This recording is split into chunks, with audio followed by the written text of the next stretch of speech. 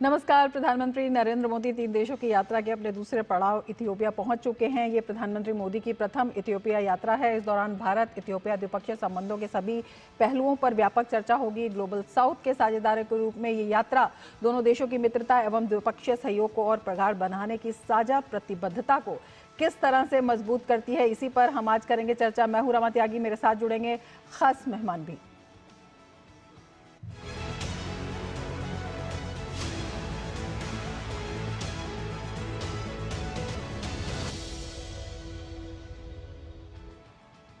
प्रधानमंत्री नरेंद्र मोदी जब अपने 3 देशों की यात्रा के दूसरे चरण में इथियोपिया की राजधानी अदीस अबाबा पहुंचे तो एयरपोर्ट पर पीएम मोदी का बेहद गर्मजोशी के साथ स्वागत हुआ। इथियोपिया के प्रधानमंत्री, विदेश मंत्री और कैबिनेट मामलों के मंत्री और सामाजिक मामलों के मंत्री ने पीएम मोदी की अगवानी की।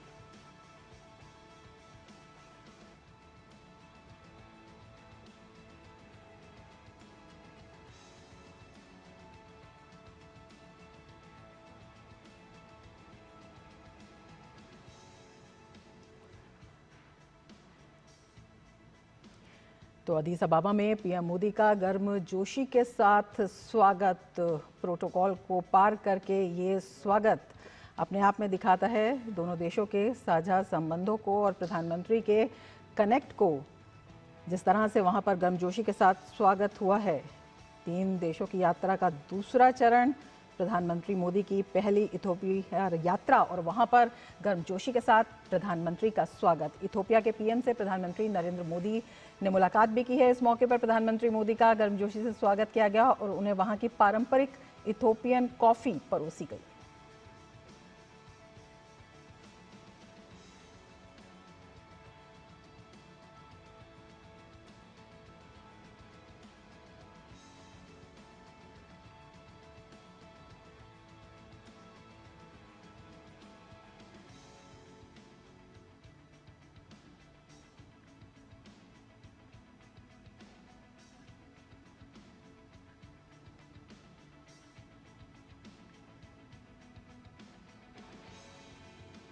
तो कहा जाता है कॉफ़ी की शुरुआत इथियोपिया से हुई थी और वही इथियोपियन कॉफ़ी जो है प्रधानमंत्री के स्वागत में इनके समक्ष पेश की गई। बेहद महत्वपूर्ण ये मुलाकात है। हम आपको बता दें साल 2011 के बाद भारतीय प्रधानमंत्री की ये पहली इथियोपिया यात्रा है और प्रधानमंत्री नरेंद्र मोदी की अपने कार्यकाल की पहली बार की इथियोपिया की यात्रा है। इथियोपिया अफ्रीकन यूनियन और साउथ कोऑपरेशन की दृष्टि से ये बेहद अहम और महत्वपूर्ण यात्रा है। अदीस अबाबा से आपको दिखाते हैं इस खास रिपोर्ट में। प्रधानमंत्री नरेंद्र मोदी की 3 देशों की यात्रा का दूसरा पड़ाव है इथियोपिया। राजधानी अदीस अबाबा में वे 16-17 को इथियोपिया के प्रधानमंत्री डॉक्टर अबी अहमद के साथ मुलाकात करेंगे। ग्लोबल साउथ के साझेदार के रूप में प्रधानमंत्री की यह यात्रा दोस्ती और द्विपक्षीय सहयोग के घनिष्ठ संबंधों को आगे बढ़ाने के लिए दोनों देशों की साझा प्रतिबद्धता का उदाहरण है। इस यात्रा के बाद बहुत सारे ऐसे आयाम हैं जो दोनों देशों के बीच खुलेंगे। इस दौरान दोनों देशों के द्विपक्षीय संबंधों के सभी पहलुओं पर व्यापक चर्चा होगी। साथ ही प्रमुख क्षेत्रीय और अंतर्राष्ट्रीय मुद्दों पर भी विचार विमर्श होगा। दोनों देशों के बीच अनेक क्षेत्रों में कई महत्वपूर्ण समझौते होने की उम्मीद है। हमने ऐसा पाया कि इंफ्रास्ट्रक्चर, इन्वेस्टमेंट, को production, agriculture, industry, IT, digital public infrastructure, mining, ये सारे वो विषय हैं जिसमें दोनों ही देश जो है आपस में अच्छी साझेदारी कर सकते हैं। भारत इथियोपिया के शीर्ष 3 निवेशक देशों में से एक है। भारत ने इथियोपिया में कृषि, इंजीनियरिंग, प्लास्टिक उत्पादन, कपास और कपड़ा उद्योग में भारी निवेश किया है। प्रधानमंत्री की यात्रा दोनों देशों के व्यापारिक संबंधों में नया आयाम जोड़ेगी। काफी सारे समझौते होंगे, काफी संभावनाएं नजर आती हैं। उन संभावनाओं को हम कोशिश करेंगे कि अपने जो निवेशक आएंगे उनके साथ साझा करें और इस वजह से काफ़ी निवेश बढ़ेगा, बायलैटरल ट्रेड बढ़ेगा, हमारे संबंध बढ़िया होंगे और बिजनेस को काफ़ी बूस्ट मिलेगा। यात्रा के दूसरे दिन प्रधानमंत्री नरेंद्र मोदी इथियोपिया की संप्रभुता और स्वतंत्रता के प्रतीक अडवा विक्ट्री मेमोरियल पर जाएंगे और ऐतिहासिक युद्ध में शहीद सैनिकों को श्रद्धांजलि देंगे। प्रधानमंत्री इथोपिया की संसद को भी संबोधित करेंगे। भारत इथोपिया के बीच शिक्षा, कौशल विकास और क्षमता निर्माण के अनेक कार्यक्रम जारी हैं। प्रधानमंत्री नरेंद्र मोदी की इथोपिया यात्रा को लेकर वहां रहने वाले भारतवंशियों में जबरदस्त उत्साह है। नरेंद्र मोदी जी के अंडर हमारे इंडिया में बहुत सारे अच्छे अच्छे रिफॉर्म्स आए हैं, specially for women empowerment. And I think यहाँ पे भी, यहाँ की गवर्नमेंट भी बहुत सारी चीज़ें हैं जो वो इंडियन गवर्नमेंट से सीख सकती है। औद्योगिक विकास का बहुत अच्छा ओपनिंग हो सकता है यहाँ पे, क्योंकि यहाँ पे मल्टीपल अपॉर्चुनिटीज़ हैं।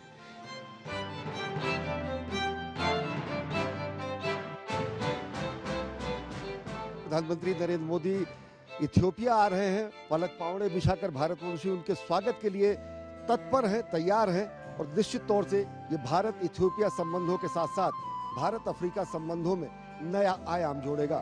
कैमरा पर्सन मोहित के साथ Ashwini Kumar Mishra, DD news, Aedes अबाबा। और भारत इथोपिया संबंधों पर क्या कहना है इथोपिया में रहने वाले लोगों का, आइए दिखाते हैं आपको इस रिपोर्ट में। In recent years, we have close to 20 patients that have been treated, but throughout this experience, throughout our work, we have managed to treat close to 500 patients, which we have sent abroad for treatment. Jayadeva hospital, Amrita hospital Kochi में गए हैं और लगभग 25 के करीब बच्चे अभी तक वहाँ पर स्वास्थ्य लाभ ले चुके और वहाँ से आकर अपना स्वस्थ जीवन यहाँ पर व्यतीत कर रहे हैं। My experience, my son is very happy. He's healthy. Before he's not asleep. Now he's full asleep. I'm very happy. So namaste, Indian. What's the reason behind the fascination about yoga? The reason that I started yoga is because I had a very good connection with the Indian community, and I grew up with Indians, and that was in my heart. So it continued. So, did you get any formal training from India regarding yoga? Yes, I did. I came to India for my first teacher's training course. I was in Vrindavan in India with the Shivananda community. That's where I did my first teacher's training course. अभी योगा हर व्यक्ति को पता है योगा है, और हर व्यक्ति अपनी सेहत को योगा के साथ जोड़ता है। योगा हर व्यक्ति को उसको मेंटल, फिजिकली इम्प्रूव कर रहा है।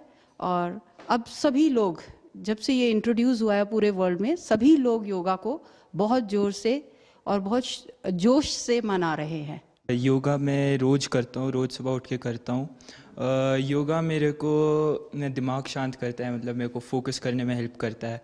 पढ़ने में ज़्यादा अच्छे से मैं ध्यान लगा पाता हूँ। योगा शांति लाता है दिन में, और जो भी एनर्जी होती है वो योगा में यूज़ होती है, तो उससे दिन और अच्छे से जाता है। कुछ अच्छी चीज़ से शुरुआत होता है दिन का, और उससे एग्ज़ाम भी अच्छे से जाते हैं। तो बेहद उत्साह है, उत्सुकता भी है, और संभावनाओं के द्वार, नई संभावनाओं के द्वार किस तरह से खुलते हुए दिखाई देंगे, इसी पर हम चर्चा करेंगे। दो खास मेहमान हमारे साथ जुड़ चुके हैं। अपने मेहमानों से मैं आपका परिचय करा देती हूँ। एम्बेसडर गुरजीत सिंह हमारे साथ जुड़े हुए हैं, फॉर्मर सीनियर डिप्लोमेट हैं, और मोहम्मद मुदासिर कमर हमारे साथ जुड़े हुए हैं, एसोसिएट प्रोफेसर हैं JNU से। सबसे पहले सिंह सर आपके पास आना चाहेंगे और आपसे जानना चाहेंगे, सबसे पहले तो जो दृश्य हमने गर्मजोशी के देखे, चाहे जॉर्डन के हों, चाहे यहाँ पर इथोपिया पहुँचने पर प्रधानमंत्री का जिस तरह से प्रोटोकॉल से भी परे आगे जाकर स्वागत किया गया, और जिस तरह का उत्साह वो दिखाई दे रहा है, किस तरह से ये जो स्वागत है ये भारत की उस क्षेत्र में मजबूती को दिखाता है, एक्सेप्टेंस को दिखाता है, और प्रधानमंत्री के जो पर्सनल कनेक्ट है उसको भी दिखाता है। धन्यवाद। ये जो जैसे आपने कहा, प्रोटोकॉल से ऊपर जाकर प्रधानमंत्री अभी अहमद ने प्रधानमंत्री नरेंद्र मोदी का एयरपोर्ट पे स्वागत किया, ये इथोपिया में क्वाइट अनयूजुअल है। ऐसे होता नहीं है। इथोपिया तो अफ्रीका का डिप्लोमेटिक कैपिटल है, तो यहाँ पर लीडर आते रहते हैं, लेकिन प्रधानमंत्री का वहाँ जाना बहुत ही रेयर होता है। तो ये एक बड़ा स्पेशल जेस्चर दिखाया गया, और इससे लगता है कि प्रधानमंत्री मोदी की जो रिस्पेक्ट है वो बहुत हाई है, और भारत के साथ संबंध बनाने की जो अपेक्षा है वो इथोपिया में इस समय बहुत उभर रही है। बिल्कुल, ये जो है अपने आप में जो जिस तरह से हम नई अपॉर्चुनिटीज़ की, नई संभावनाओं की बात कर रहे हैं और उसके असर की बात कर रहे हैं, उसको भी दिखाता है। मुदस्सिर कमर जी, आपसे समझना चाहेंगे, वहाँ के पीएम से भी प्रधानमंत्री की मुलाकात हुई और इथोपियन कॉफ़ी जो है वो उनके समक्ष पेश की गई और कॉफ़ी का जो इतिहास है, कहते हैं कि इथोपिया से ही शुरू होता है, अपने आप में एक बड़ा सम्मान वहाँ पर माना जाता है। इसके साथ ही हम आपसे ये भी समझना चाहेंगे कि किस तरह से जो पारस्परिक संबंध हैं, बातचीत के द्वारा जो बायलैटरल रिलेशन है या सहयोग है, वो आगे बढ़ने की संभावना है। कौन से नए ऐसे क्षेत्र हैं, क्योंकि परंपरागत बहुत सारे क्षेत्र हैं जिन पर जो है आपस में दोनों देश बढ़ते हुए दिखाई देते हैं, अब किस तरह से नई संभावनाएं वहां पर दिखाई दे रही हैं? हाँ बिल्कुल, जहाँ तक इथोपिया की बात है, एक बहुत ही इम्पोर्टेंट देश है अफ्रीका का, और इंडिया के साउथ साउथ कोऑपरेशन के लिए ये विजिट एक बहुत ही इम्पोर्टेंट विजिट है। जहाँ तक बायलैटरल रिलेशन की बात है, तो इथोपिया से कई तरह की चीज़ें, पॉलिटिकल रिलेशंस इम्प्रूव हो रही हैं, इकोनॉमिक रिलेशंस इम्प्रूव हो रही हैं, डिजिटल टेक्नोलॉजी की बात करें या फिर रिन्यूएबल एनर्जी की बात करें या फिर क्लाइमेट चेंज का इशू मुद्दा देखें, इन सारे इशू पे भारत और इथोपिया के रिलेशंस इम्प्रूव होने की संभावना है। और ये एक बहुत ही इम्पोर्टेंट विजिट है प्रधानमंत्री का इथोपिया में। और जहाँ तक जो बायलैटरल बातें हुई हैं प्राइम मिनिस्टर मोदी की वहाँ इथोपिया के प्राइम मिनिस्टर से, इससे साफ जाहिर होता है कि ये दोनों देश के बीच में एक नया आयाम शुरू हो रहा है और फोकस जो रहेगा वो इकोनॉमिक और इन्वेस्टमेंट के इश्यूज पे रहेगा, और आगे चलकर ये ज़्यादा से ज़्यादा बायलैटरल जो रिलेशंस हैं तो इम्प्रूव करने की कोशिश है। बिल्कुल। गुरजीत जी, इथोपिया की अगर हम बात करते हैं तो जो अफ्रीकन यूनियन के देश हैं, एक तो अफ्रीकन यूनियन का मुख्यालय वहाँ पर है और जो इसके देश हैं 50 से ज़्यादा देश हैं, 55 के करीब जो देश हैं उनमें जो सबसे जिसे कहते हैं कि विकसित होता हुआ और मुखर होता हुआ देश इसे कहा जाता है, वहाँ पर प्रधानमंत्री की जो बातचीत है, जो बायलैटरल टॉक्स वहाँ पर होंगी, जिस तरह के समझौते होंगे या जिस तरह से एक कूटनीतिक संदेश निकल कर जाएगा, वो अपने आप में कितना अहम होगा? ये बहुत ही अहम होगा, क्योंकि अफ्रीका में इथोपिया की जो पोजीशन है वो बड़ी अहम है। इथोपिया अफ्रीका का दूसरे स्थान पे नंबर आता है उसका पॉपुलेशन के साथ, 132 मिलियन लोग हैं उसके, नाइजीरिया के बाद। दूसरी बात है, जो अफ्रीका की फास्टेस्ट ग्रोइंग इकोनॉमीज है उसमें इथोपिया का नाम आता है।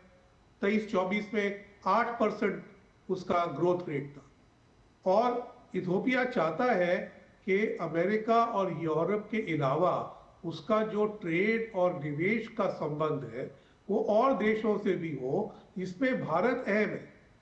भारत की ओर से तकरीबन जो निवेश है $4 बिलियन के ऊपर है। और अब क्योंकि इथोपिया IMF के कायदों से जूझ रहा है, उसको एक इंडियन निवेश की नई वेव चाहिए कि वो आके उसकी मदद करे। इसमें जो ट्रेड का कंपोनेंट है वो थोड़ा कम है, $0.5 बिलियन है। हालांकि जिबूती में भी $0.5 बिलियन होता है, वो इथोपिया के लिए आता है, तो $1 बिलियन।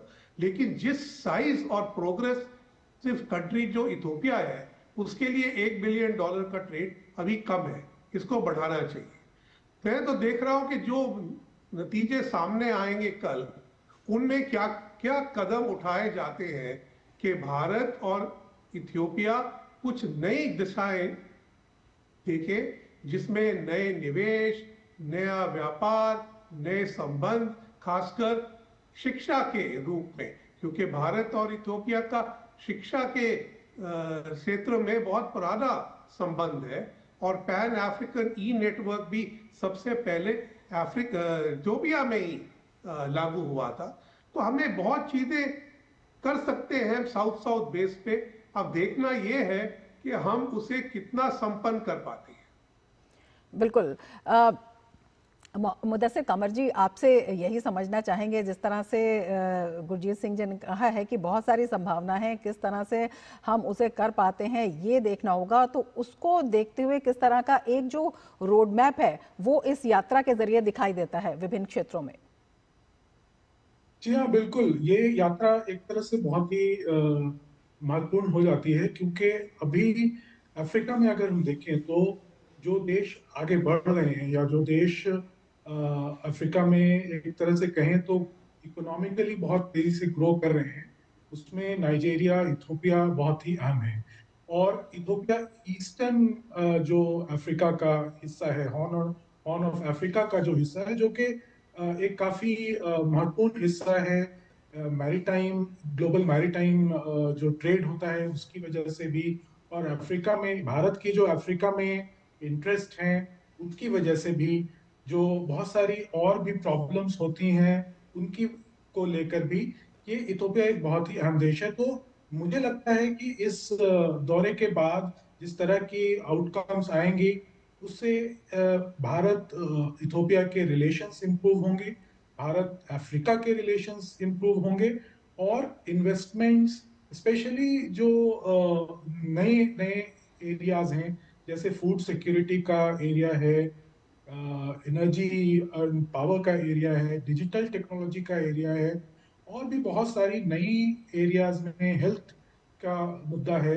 इन सब में इन्वेस्टमेंट्स के, भारत के बिजनेस के, भारत के इंडस्ट्रीज के इन्वेस्टमेंट्स के लिए बहुत ही अहम साबित हो सकता है। बिल्कुल। एम्बेसडर सिंह, आपसे समझना चाहेंगे, जब हम रिलेशंस की बात करते हैं और विशेषकर जब भारत की ग्लोबल साउथ के विजन की बात करते हैं, जिस तरह से मुखरता से भारत ने लगातार इसके लिए आवाज़ उठाई है, 2023 में G20 अध्यक्षता के दौरान अफ्रीकी संघ को G20 का स्थायी सदस्य बनाया गया, अपने आप में ये दिखाता है। और भारत का ये स्टेप, प्रधानमंत्री की जो ये यात्रा है, ये ग्लोबल पॉलिटिकल सिनेरियो में एक बैलेंसिंग स्टेप भी उसके रूप में भी देखी जा सकती है कि केवल वेस्ट नहीं, केवल एशिया नहीं, जो ग्लोबल साउथ के देश हैं, जो उभरती हुई इकोनॉमी है, उनको भी भारत पर्याप्त रूप से महत्व देता है। G20 के दौरान भारत ने अफ्रीकन यूनियन को परमानेंट स्टेटस दिया। उसके बाद 2023 में भारत ने इथोपिया को भी ब्रिक्स में शामिल होने का सपोर्ट किया। तो इसलिए हमारा अफ्रीकन यूनियन और इथोपिया दोनों के साथ संबंध काफी गहरा है। लेकिन इथोपिया के साथ जो संबंध है ये भिन्न भिन्न तरह के हैं, और एक उसमें आता है डिफेंस के ऊपर। 1956 में भारत ने सबसे पहले एक डिफेंस एकेडमी भारत के बाहर बनाई, और वो इथोपिया में हरार में बनाई, और वो 1977 तक वो एकेडमी बहुत अच्छी तरह चली। उसके बाद हमारी मिलिट्री ट्रेनिंग टीम वहां गई, और इस समय भारत और इथियोपिया का जो डिफेंस एग्रीमेंट है वो हाल में फिर साइन हुआ है, और हमारी पहली जॉइंट डिफेंस कमेटी का भी मेल अभी कुछ महीने पहले ही हुआ है। तो मैं समझता हूं कि ये सुरक्षा के मामले में एक नया दौर आ सकता है, क्योंकि अभी इथोपिया कई सिविल वॉर से जूझ के निकल रहा है, और उसको अपनी फौज की मरम्मत करनी है। तो इसलिए भारत के साथ संबंध बनाकर उनकी ट्रेनिंग, कैपेसिटी बिल्डिंग, उनको मिलिट्री सप्लाई दिलाना एक अच्छा संबंध बनाने की मदद कर सकता है। इसके अलावा रही शिक्षा की बात, इथोपिया क्योंकि बड़ा यंग देश है, उसकी जो बड़ी पॉपुलेशन है उसमें यंग लोग बहुत हैं, उन सबको शिक्षा की जरूरत है। तो इथोपिया ने एक नीति बनाई हुई है कि हायर एजुकेशन के लिए लोग भारत जाए। अफ्रीका से सबसे ज्यादा पीएचडी स्कॉलर इथोपिया से आते हैं। तो इसलिए उन्होंने जो भारत के साथ संबंध बनाए हुए हैं, इनको आगे कैसे बढ़ाया जाए, इस पे आईटेक पॉलिसी भी है, आईसीसीआर के सब, लेकिन इथोपिया सरकार अपना खर्चे पे भी चीजें करती है। तो जैसे हमने आईआईटी खोला है ज़ांज़ीबार में, या युगांडा में और रवांडा में इंस्टीट्यूशंस खोली हैं, हमें ये भी सोचना चाहिए कि एजुकेशन के सेक्टर में कोई नई इंस्टीट्यूशन हमें इथोपिया में भी खोलनी चाहिए, उनके साथ सहयोग से। बिल्कुल। मुदस्सिर कमर जी, आपसे भी इस बारे में समझना चाहेंगे, जिस तरह से कौशल विकास है, शिक्षा है, विशेषकर अगर मेडिकल क्षेत्र देखते हैं, चिकित्सा क्षेत्र देखते हैं, तो बड़ी मदद जो है भारत की तरफ से इथियोपिया को अभी तक मिली है। इसके अलावा बहुत सारे प्रोफेशनल्स हैं जो इथियोपिया में वहाँ पर काम करते हैं, अपनी सेवाएं देते हैं, बड़ी संस्थाएं हैं वहाँ पर जिसमें कि उनका जो एक्सपर्टीज़ है उसका उपयोग होता है। किस तरह से हम जब स्टार्टअप्स की अब बात कर रहे हैं, हम नए कदमों की बात कर रहे हैं इस क्षेत्र में, तो ये साझेदारी किस तरह से मजबूत होती हुई इसमें दिखाई देगी, रोजगार की दृष्टि से भी, स्टार्टअप्स की मैंने बात की है उस दृष्टि से भी, और भारत की जो एक सॉफ्ट पावर है वहां पर भारत वंशियों के रूप में, उसकी मजबूती के रूप में भी। जी हाँ, बिल्कुल। देखिए, एक ये जो ह्यूमन रिसोर्स डेवलपमेंट का और रोजगार का एक मुद्दा है, वो भारत के फॉरेन पॉलिसी के लिए, सॉफ्ट पावर के लिए बहुत ही इम्पोर्टेंट मुद्दा है। और जहाँ तक वेस्ट एशिया, नॉर्थ अफ्रीका और अफ्रीका के देशों की बात है, या साउथ के जो ग्लोबल साउथ के देश हैं उनकी बात है, वहाँ पे भारत के लिए ये एक बहुत ही अपॉर्चुनिटी है, बहुत ही अच्छी अपॉर्चुनिटी है, जहां हम अपने जो देश के स्किल्ड वर्कर हैं, स्किलिंग का काम कर सकते हैं। हम प्रोफेशनल इंस्टीट्यूशंस खोल सकते हैं। हम वहाँ के स्टूडेंट्स को इंडिया में स्कॉलरशिप दे के उनको स्किल कर सकते हैं। और ये हेल्थ केयर में, आईटी सेक्टर में, न्यू टेक्नोलॉजीज में, और भी बहुत सारे जो ऐसे एरियाज हैं इसमें किया जा सकता है। तो ये एक बहुत ही महत्वपूर्ण एरिया है भारत और इथियोपिया के लिए भी, और भारत के दूसरे देशों के जो ग्लोबल साउथ के देश हैं, खास करके अफ्रीका के देश हैं। जैसा अभी हमने देखा कि जब प्रधानमंत्री जॉर्डन में थे, वहां भी इस तरह की बातें हुई हैं कि कैसे भारत बिल्कुल। और अब हम आपको बता देते हैं, प्रधानमंत्री नरेंद्र मोदी का प्रवासी भारतीयों ने होटल पहुंचने पर जबरदस्त अंदाज में पारंपरिक रूप से स्वागत किया प्रधानमंत्री के साथ। इस दौरान इथियोपिया के प्रधानमंत्री अबी अहमद अली भी मौजूद रहे। इथियोपियन प्रधानमंत्री ने विशेष सम्मान दर्शाते हुए प्रधानमंत्री मोदी की कार को एयरपोर्ट से होटल तक खुद ही ड्राइव किया। वहीं होटल में इथियोपिया के स्थानीय कलाकार भी मौजूद थे, जिन्होंने प्रधानमंत्री मोदी को फिल्मी गीत ऐसा देश है मेरा ये गीत सुनाया।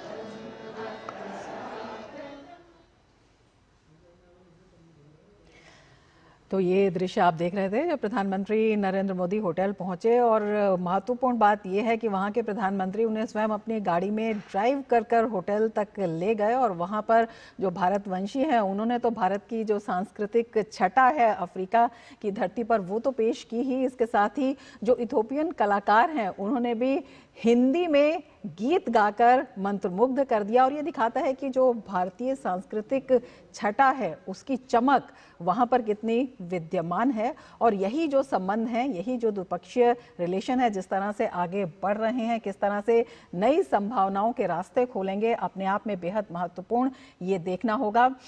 एम्बेसडर गुरजीत और मुदस्सिर जी, बहुत शुक्रिया हमसे जुड़ने के लिए और ये महत्वपूर्ण विचार, जानकारी हमारे साथ, हमारे दर्शकों के साथ साझा करने के लिए। इसके साथ ही चर्चा में फिलहाल इतना ही, दीजिए इजाजत, नमस्कार।